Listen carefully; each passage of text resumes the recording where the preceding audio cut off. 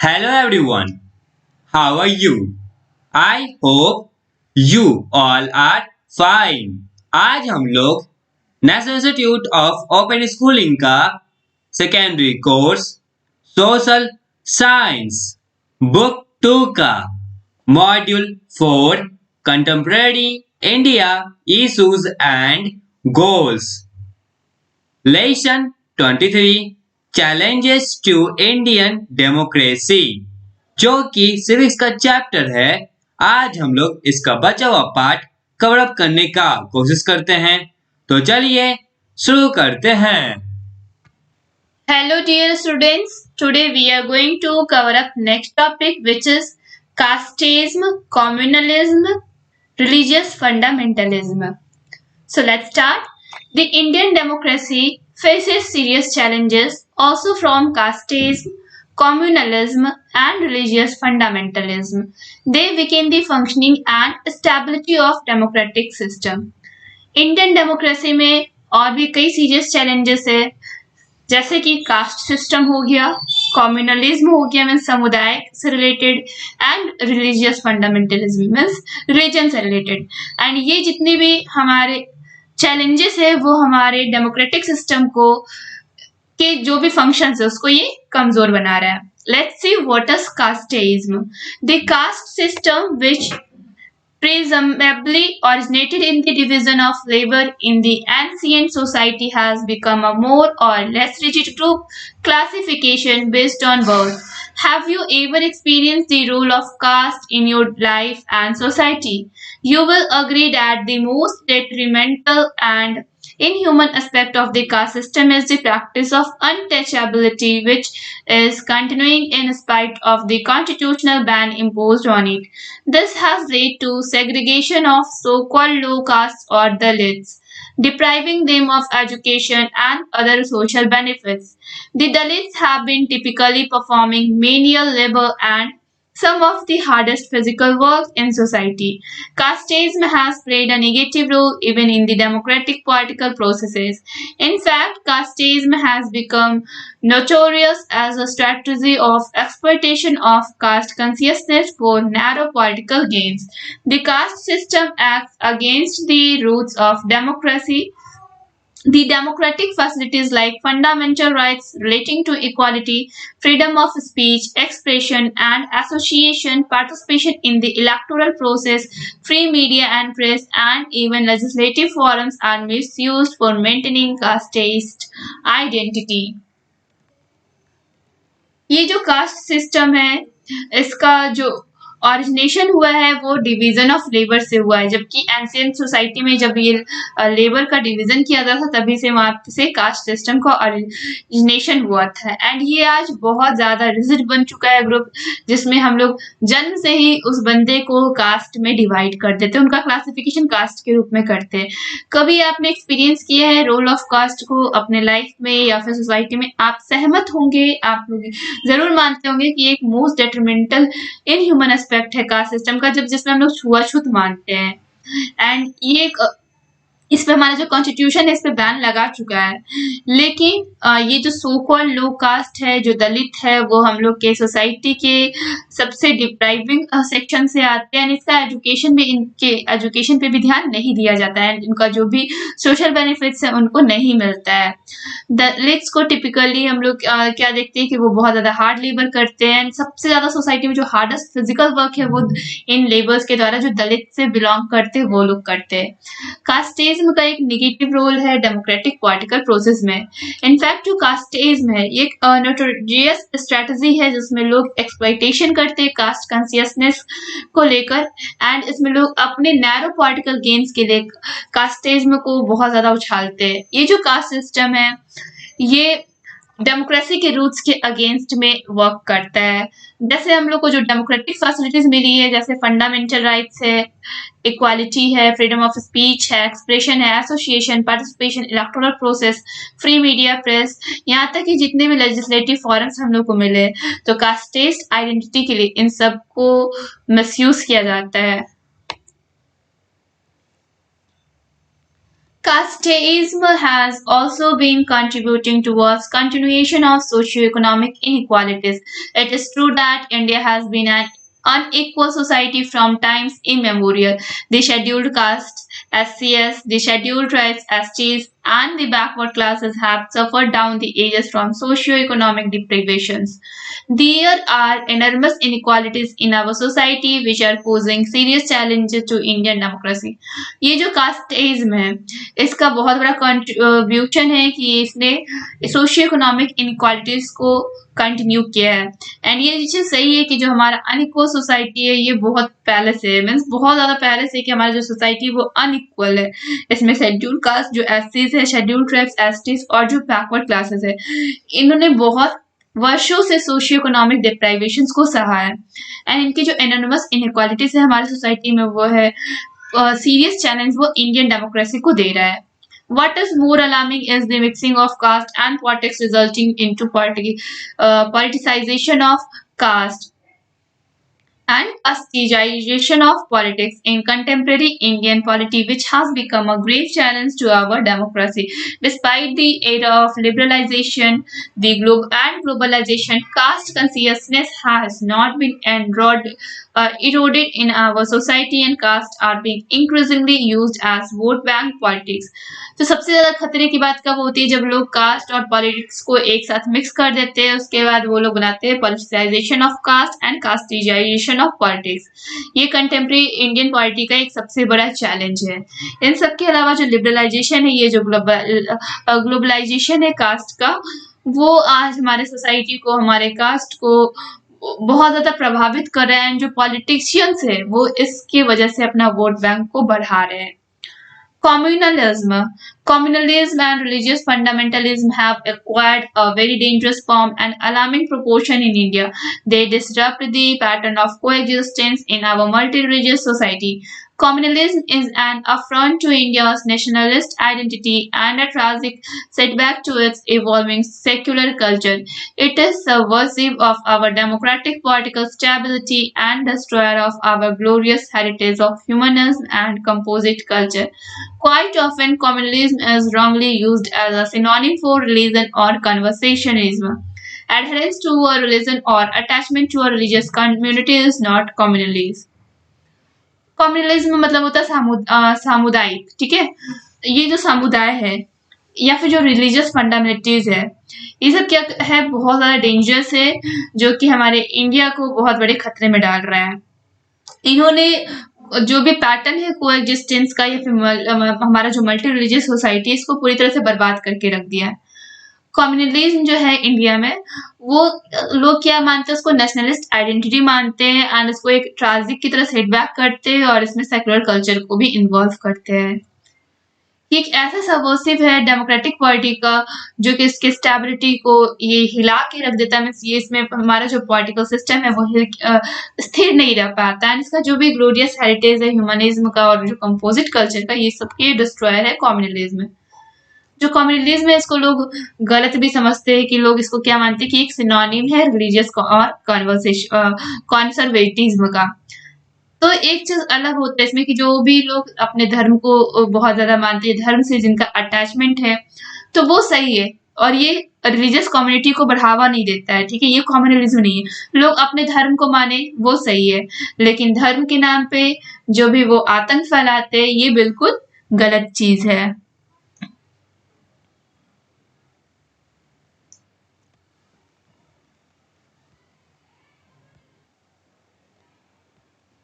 Let's move. Although conservatism represents social backwardness, it does not mean communalism either. As a matter of fact, communalism is an ideology of political allegiance to a religious community. It uses one religious community against other communities and perceives other religious communities as its enemies. It is opposed to secularism and even humanism. One of the manifestations of communalism is communal riots. In recent past also, communalism has proved to be a great threat to our social and political life on several occasions. Can you recollect some communal incidents that have occurred in the recent past? जो ये कॉन्जर्वेटिज्म है वो social backwardness को represent करता है। इसका मतलब ये नहीं कि ये कम्युनलिज्म है। और एक ऐसा मैटर या फिर फैक्ट है जिसमें जो कम्युनलिज्म है वो एक आइडियोलॉजी बन चुका है पॉलिटिकल एलिजियंस का या फिर रिलीजियस कम्युनिटी का। और लोग क्या क्यों यूज करते हैं रिलीजियस कम्युनिटी को? तो दूसरी कम्युनिटीज के अगेंस्ट में इसको यूज करते हैं, क्या मानते हैं कि जो दूसरा रिलीजियस कम्युनिटीज है वो उनका सबसे बड़ा दुश्मन है। ये सेक्युलरिज्म और ह्यूमनिज्म को अपोज करते हैं। और इसका एक बड़ा मैनिफेस्टेशन क्या है कि जो कम्युनलिज्म है वो एक कम्युनल रियोट्स का कारण है। मीन्स ये जो भी हादसाएं होती है, लोग झगड़े करते, दंगे फसाद करते, उन सब का जो सबसे बड़ा कारण है वो है कम्युनलिज्म। रिसेंट पास्ट में कम्युनलिज्म ने ये साबित कर दिया कि सबसे बड़ा खतरा है हमारे सोशल और पॉलिटिकल लाइफ पे। बहुत सारे ऐसे ओकेजन्स में भी देखे गए हैं। एंड आप भी ऐसे कुछ कम्युनल इंसिडेंट्स को इकट्ठा कर सकते हो जब आपने देखा हो कि रिसेंट पास्ट में इसके ऊपर से दंगे और फसाद किए गए हों। Religious fundamentalism. Religious fundamentalism also reinforces communalists in exploiting both religion and politics. In fact, fundamentalism acts as an ideology which advocates a return to orthodoxy and a strict compliance to the fundamental tenets of religion. Religious fundamentalists vehemently oppose progressive reforms in order to establish their exclusive control on their respective communities. ये जो religious fundamentalism है वो भी reinforce करता है जितने भी communalist हो जो एक्सप्लॉइट करते हैं रिलीजन और पॉलिटिक्स दोनों को। इनफैक्ट ये जो फंडामेंटलिज्म है वो एक्ट करता है आइडियोलॉजी के ऊपर जो कि ऑर्थोडॉक्सी मीन्स कट्टरपंथी, ठीक है, तो कट्टरपंथी को सपोर्ट करते हैं, ऑर्थोडॉक्सी को सपोर्ट करते हैं एंड ये जो भी फंडामेंटल टीनेट्स रिलीजन को उसको ये अपोज करते हैं। रिलीजियस फंडामेंटलिस्ट जो है वो अपोज करते हैं प्रोग्रेसिव रिफॉर्म्स को जो कि एस्टैब्लिश करने की व्यू में किया गया था। इसका जो एक्सक्लूसिव कंट्रोल है वो अपने अपने कम्युनिटीज पे ये लोग करते हैं। Let's see what is regionalism. Indian democracy has also been struggling with regionalism, which is primarily an outcome of regional disparities and imbalances in development. We all know that India is a plural country with diversities of religions, languages, communities, tribes, and cultures. A number of cultural and linguistic groups are concentrated in certain territorial segments. Although development process in the country aims at growth and development of all religions, the regional disparities and imbalances in terms of differences in per capita income, literacy rates, state of health, and educational infrastructure and services, population situation, and levels of industrial and agricultural development continue to exist. Existence and continuation of regional inequalities both among states and within a state creates a feeling of neglect, deprivation, and discrimination. This situation has led to regionalism, manifested in demands for creation of new states, autonomy, or more powers to states, or even section from the country. जो Indian democracy बहुत लंबे time से संघर्ष कर रहा है regionalism के प्रति, जो कि एक बहुत बड़ा आउटकम है रीजनल डिस्पैरिटीज का और डेवलपमेंट के इम्बैलेंसेस का। हम लोग जैसा कि जानते हैं कि जो इंडिया है वो एक प्लूरल कंट्री है, इसमें बहुत सारी विभिन्नताएं देखने को मिलती है, चाहे वो धर्म से जुड़ी हो, भाषाओं से जुड़ी हो, या फिर समुदाय से जुड़ी हो, या फिर जो भी जनजातियां संस्कृति, इन सब के बेसिस पे हमारा जो कंट्री है बहुत बड़ा विभिन्नताएं से बड़ी है। नंबर ऑफ कल्चरल और लिंग्विस्टिक ग्रुप जो है वो कंसंट्रेटेड है अपने अपने टेरिटोरियल सेगमेंट्स में, मीन्स अपने क्षेत्र में ये लोग पूरी तरह से ये लोग कंसंट्रेटेड है। जो डेवलपमेंट प्रोसेस है हमारे कंट्री का, उसका क्या एम है कि ये ग्रोथ करे, डेवलपमेंट करे, जितने भी धर्म है इससे, जिसका जो भी रीजनल डिस्पैरिटीज है, जिसमें इम्बैलेंसेस हो रहा है, per capita income, literacy rates, state of health, educational infrastructure and services, population situation, levels of industrial and agricultural development continue, इस सब पे बहुत बड़ा इफेक्ट पड़ रहा है। जो भी हमारा एग्जिस्टेंस देखते हैं कंटिन्यूएशन ऑफ रीजन इनक्वालिटीज का, तो ये state level as well as state पे ये क्रिएट करता है नेग्लेक्ट की फीलिंग का। लोग इसमें डिप्राइव हो जाते हैं और उनको लगता है कि उनसे बहुत बड़ा भेदभाव किया जा रहा है। एंड ये जो सिचुएशन है इसमें जो रीजनलिज्म है वो डिमांड करता है नए नए स्टेट्स के क्रिएशन का और खुद की ऑटोनॉमी का, खुद के पावर का, जिससे जो स्टेट है वो अपना आराम से चला सके अपने देश को। It is true that regionalism and sub regionalism are avoidable in a vast and plural country like India. It is not always correct to consider every attempt to support or defend regional or sub-regional interests as device, falsiparous and unpatriotic. The problem begins when these interests are politicized and regional movements are promoted for ulterior political motives. Such unhealthy regional or sub-regional patriotism is cancerous and disruptive. The continuing regional imbalances have been given rise to militant movements in certain parts of our country. Separatist demands in Jammu and Kashmir or by Alpha United Liberation Front of Assam in Assam or by different groups in the northeastern region are matters of grave concern for Indian polity. तो ये जो बात सही है, जो regionalism या फिर जो सब रीजनलिज्म है, ये अनअवॉइडेबल है, मीन्स इसको लोग कोई दूर रख ही नहीं सकते हैं और ये हमारे देश से तो कभी दूर रह ही नहीं सकते। ये हमेशा क्या है कि ये सही नहीं हो सकता है कि जितने भी अटेम्प्ट है या सपोर्ट करने के या फिर डिफेंड करने के रीजनल और सब रीजनल इंटरेस्ट को, ये डिवाइसिव है, फेसिपेरस एंड अनपैट्रियोटिक है। प्रॉब्लम जब कब स्टार्ट होता है, जब लोगों के जो इंटरेस्ट है पॉलिटिसाइज्ड या फिर रीजनल मूवमेंट्स के, वो प्रमोट किए जाते हैं अल्ट्रियर पॉलिटिकल मोटिव्स के अनुसार। एंड ऐसे जो अनहेल्दी रीजनल या फिर सब रीजनल जो पैट्रियोटिज्म है वो देश के लिए कैंसरस है, मीन्स कैंसर का कारक है और ये डिस्रप्टिव है। हमारा जो रीजनल इम्बैलेंसेस है वो राइज हुआ है मिलिटेंट मूवमेंट्स के दौरान हर एक पार्ट्स में, मीन्स हमारे जितने भी देश के जो भी पार्ट्स है वहाँ पे सेपरेटिस्ट डिमांड कर रहे हैं जम्मू एंड कश्मीर को अल्फा से, United liberation front of Assam से और अलग अलग डिफरेंट ग्रुप से। और जो नॉर्थ ईस्ट रीजन है उसके पास बहुत बड़ी मैटर है कि वो इंडियन पॉलिटिक्स के बारे में अभी आराम से विचार करे। Corruption in public life has been a major concern in India. In 2011, India was ranked 95th of 183 countries defined as corrupt in Transparency International Corruption Perceptions Index. In fact, corruption is rampant in all walks of life, be it land and property, health, education, commerce and industry, agriculture, transport, police, armed forces, even religious institutions or so-called places of spiritual pursuits. Corruption continues to exist in covert and overt ways at all three levels: political, bureaucratic, and corporate sector. One can see the nexus between the politicians and bureaucrats and the industrialists, which has resulted into corruption and corrupt practices. The tentacles of corruption have affected all organs of government, including the judiciary. जो corruption है वो एक बहुत बड़ी चिंता का विषय है हमारे भारत का, हमारे पब्लिक लाइफ के ऊपर। 2011 में जो इंडिया था वो उसका 95 रैंक था 183 कंट्रीज में, जो कि पूरी तरह से करप्ट है नहीं। इसका जो transparency international corruption perceptions index है वो इस चीज को शो भी कर रहा है। ये जो करप्शन है वो रैम्पेंट है हर एक स्टेज के लाइफ में।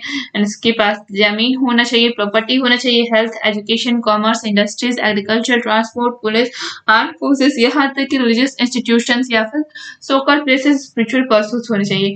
करप्शन कंटिन्यू रहता है जब लोग कोवर्ट और ओवर्ट, जो इसके जो तीन तरीके, political, bureaucratic and corporate sector, इसमें से जो भी नेक्सस है हमारे पॉलिटिशियंस या ब्यूरोक्रेट्स के बीच में या फिर इंडस्ट्रियलिस्ट के बीच में, इसके परिणाम स्वरूप हम लोग करप्शन या फिर करप्ट प्रैक्टिसेस मिलती है देखने को। टेंटेकल्स है करप्शन का, वो भी अफेक्ट करता है जितने भी गवर्नमेंट के ऑर्गन हैं इंक्लूडिंग जुडिशियरी, इन सबको भी करप्शन बहुत ज्यादा परेशान करके रखा है। Above all, corruption in electoral process and bribing of voters who participate in elections at different levels has now become a common practice. Have you or your friends observed this happening during elections in the recent past? In recent years, various scams have been coming out in our country in quick succession. In fact, corruption is a sign of political instability and institutional decay. Challenging seriously the validity and propriety of governance, we as citizens should take a vow not to indulge in corrupt practices at many levels and contribute in eliminating corruption from our country. तो जैसा कि हम लोगों ने ऊपर देखा, जो corruption है वो एक इलेक्टोरल प्रोसेस में भी है, वोटर्स को लोग ब्राइब भी करते हैं एंड वो पार्टिसिपेट करते हैं इलेक्शंस पे अलग-अलग लेवल्स से एंड वो एक नया कॉमन प्रैक्टिस स्टार्ट कर देते हैं। क्या आपने अभी फ्रेंड्स या फिर आपने कभी ऑब्जर्व किया है कि इलेक्शंस के दौरान रिसेंट पास्ट में आखिर हो क्या रहा है? ये जो रिसेंट ईयर्स है इसमें बहुत सारे स्कैम्स हो रहे हैं जो कि हमारे कंट्री से बाहर आ रहे हैं एंड इसका क्विक सक्सेशन भी हो रहा है, मीन्स स्कैम भी हो रहा है और वो सक्सेसफुल भी कर जा रहा है। इनफैक्ट जो करप्शन है वो एक ऐसा साइन है पॉलिटिकल इंस्टेबिलिटी का या फिर इंस्टीट्यूशनल डिकी का। ये सोसाइटी को सीरियसली चैलेंज कर देता है एंड जो भी ग्रीवांस गवर्नेंस है, वैलिडिटी एंड प्रोप्रिएटी उनको मात देता है। हम लोग जानते हैं कि हम लोग नागरिक हैं, हम लोग को प्रतिज्ञा रहना चाहिए कि हम लोग को करप्ट प्रैक्टिसेस नहीं करना है किसी भी लेवल पे एंड कंट्रीब्यूट करना है एलिमिनेटिंग करप्शन। हम लोग अपने देश से करप्शन को कम करें। Criminalisation of politics.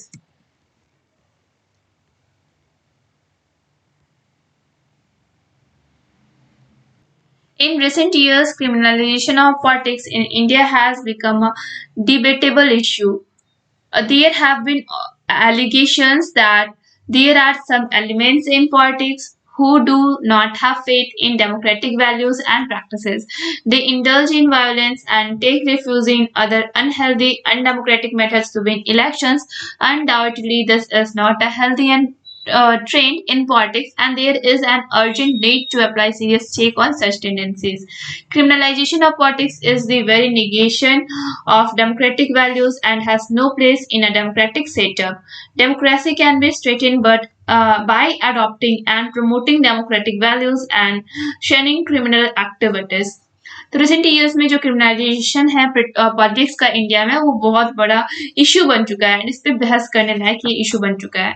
यहाँ पे कई सारे एलिगेशंस है कि जो पॉलिटिक्स है जो कि जिनका विश्वास नहीं है डेमोक्रेटिक वैल्यूज में या फिर प्रैक्टिसेस में, तो वो सब ये क्रिमिनलाइजेशन कर देते हैं एंड वो हिंसा में जाके डूब जाते, वो हिंसा करते हैं और जो भी अनहेल्दी या अनडेमोक्रेटिक मेथड्स होते हैं उसको वो यूज करते हैं इलेक्शंस को जीतने के लिए। और ये भी कहा जा सकता है कि ये जो तरीका है वो हेल्दी तरीका नहीं है पॉलिटिक्स का, लेकिन यहाँ पे एक अर्जेंट नीड है, हम लोग को एक अर्जेंट जरूरत है कि हम लोग ऐसे टेंडेंसीज पे चेक करते रहे।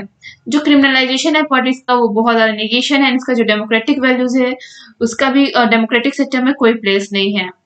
डेमोक्रेसी को तभी स्ट्रेंथ मिल पाएगी जब ये अडॉप्ट और प्रमोट करे डेमोक्रेटिक वैल्यूज को एंड जो भी क्रिमिनल एक्टिविटीज है उसके ऊपर ये नजर रखे।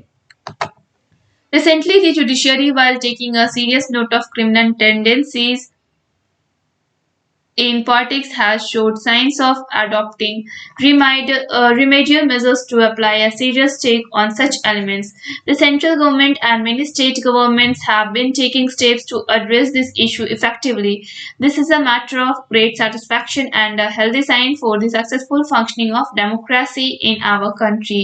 We, as African citizens and as voters of the largest democracy in the world, can also contribute by discouraging such persons who have a criminal background from contesting elections. Recent में हम लोग देखते हैं कि जो जुडिशियरी है उन्होंने एक सीरियस नोट लिया है क्रिमिनल टेंडेंसीज पे, जो कि पॉलिटिक्स में क्रिमिनल्स आते हैं। उन्होंने अपनी साइंस को दिखाया कि वो अडॉप्ट कर रहे रेमेडियल मेजर्स जिससे वो सीरियस चेक कर सके ऐसे एलिमेंट्स पे। ये जो सेंट्रल गवर्नमेंट है या फिर बहुत सारे जो स्टेट गवर्नमेंट्स है उन्होंने सेटअप्स तैयार किए हैं एंड जो भी इशू है उनको वो असरदार तरीके से सुधारने की कोशिश की है।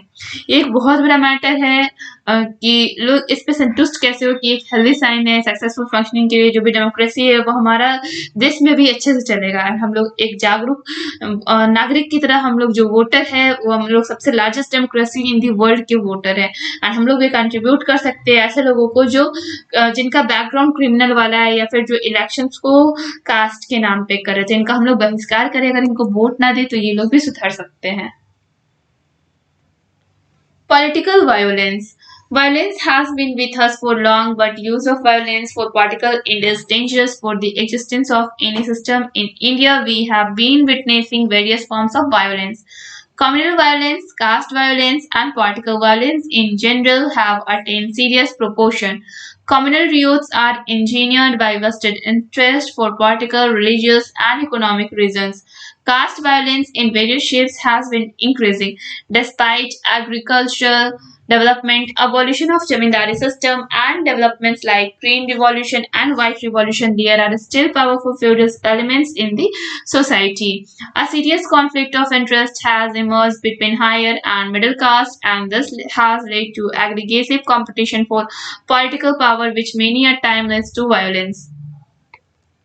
ये जो हिंसा है ये बहुत लंबे समय से चलता आ रहा है, लेकिन जो हिंसा का जो यूज है उससे क्या होता है, जो पॉलिटिकल एंड हो जाता है, पॉलिटिक्स का एंड हो जाता है, एंड ये डेंजरस होते हैं किसी भी सिस्टम के लिए।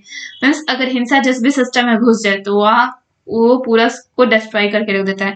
इंडिया में हम लोग बहुत सालों से गवाह है हिंसा के अलग अलग कारणों की वजह कारण, जैसे कि कम्युनल वायलेंस मीन्स लोग सामुदायिक हिंसा करते हैं, कास्ट वायलेंस कास्ट रिलेटेड हिंसा करता है, एंड पॉलिटिकल वायलेंस, एंड ये सब बहुत बड़ा सीरियस प्रोपोर्शन है। ये जो कम्युनल रिवॉर्ड्स है ये लोगों के जो भी पॉलिटिकल इंटरेस्ट होते हैं, रिलीजियस या इकोनॉमिक इंटरेस्ट होते हैं, उनकी वजह से ये चीज होता है। जो कास्ट वायलेंस है वो अपने साइज के अपने शेप्स को बढ़ाने के लिए होता है, कास्ट को बढ़ाने के लिए होता है, एंड जो एग्रीकल्चर डेवलपमेंट या फिर जो भी जमींदारी सिस्टम का एबॉलिशन होना हो, डेवलपमेंट जैसे कि ग्रीन रिवॉल्यूशन फिर व्हाइट रिवॉल्यूशन हुआ, ये सब अभी भी पावरफुल फ्यूडल एलिमेंट्स हैं सोसाइटी के। एक जो सीरियस कॉन्फ्लिक्ट होता है इंटरेस्ट के ऊपर जो कि हायर और मिडिल कास्ट के है बीच का, एंड ये एक एग्रीगेसिव कंपटीशन है पॉलिटिकल पावर के लिए, जो लोग टाइम टू टाइम जिसकी वजह से वायलेंस भड़कती जाती है, हिंसा भड़कती है, लोग अपने पॉलिटिकल पावर के लिए हिंसा किसी भी हद तक जा सके हिंसा को वो भड़काते हैं। Another aspect of caste violence is the backlash of the higher caste against the growing awareness and assertion of their rights by the Dalits and lower caste, particularly the scheduled caste and the backward caste. During elections, violence is being adopted either to mobilize voters or to prevent them from exercising their right to vote. Moreover, violence has been associated with demands for separate states, reorganization of states, or adjustment of state boundaries. Violence has also been used quite frequently during industrial strikes, farmers' movements, and student agitations. तो एक और इसके पहले निकल के आते cast violence का ये है backlash of higher caste against growing awareness and assertion of their rights by the Dalits and lower caste. तो जो भी लोअर कास्ट या दलित से जो आगे बढ़ रहे हैं, जो भी शेड्यूल कास्ट या बैकवर्ड कास्ट है वो आगे बढ़ रहे हैं, तो इनसे जो हायर क्लासेस है उनको बहुत बड़ा प्रॉब्लम हो रहा है एंड इसकी वजह से भी हिंसा होती है। इलेक्शंस के दौरान में आप लोग देखोगे कि जो लोग हैं वो वोटर्स को मोबिलाइज करते हैं, उनको रोकते हैं कि वो अपने वोट के अधिकार को यूज ना कर सके। ये जो हमारा हिंसा है वो सेपरेट स्टेट की डिमांड रखता है, स्टेट्स के रीऑर्गेनाइजेशन या फिर उनकी जो भी बाउंड्रीज है उनको एडजस्ट करने की मांग रखता है। एंड ये जो वायोलेंस है इसमें बहुत जगह देखी जा चुकी है, जैसे इंडस्ट्रियल स्ट्राइक्स हो गया वहां पे वायलेंस होता है, फार्मर्स मूवमेंट में हमारा हिंसा देखा जा सकता है, फिर जो स्टूडेंट्स एजिटेशन होते हैं उसमें भी आप लोग हिंसा को देख सकते हो कि यहाँ पे भी हिंसाएं भड़कती है। Now based on your understanding try to solve in text questions 23.2। Well chapter अभी कंप्लीट नहीं हुआ है, नेक्स्ट वीडियो में नेक्स्ट टॉपिक कवर अप होगा। तब तक के लिए इस चैप्टर का इंटेक्स्ट क्वेश्चन बनाने का प्रयास करें और साथ ही साथ इस चैप्टर को पढ़ने और समझने का प्रयास करें। That's all for today. Thank you everyone.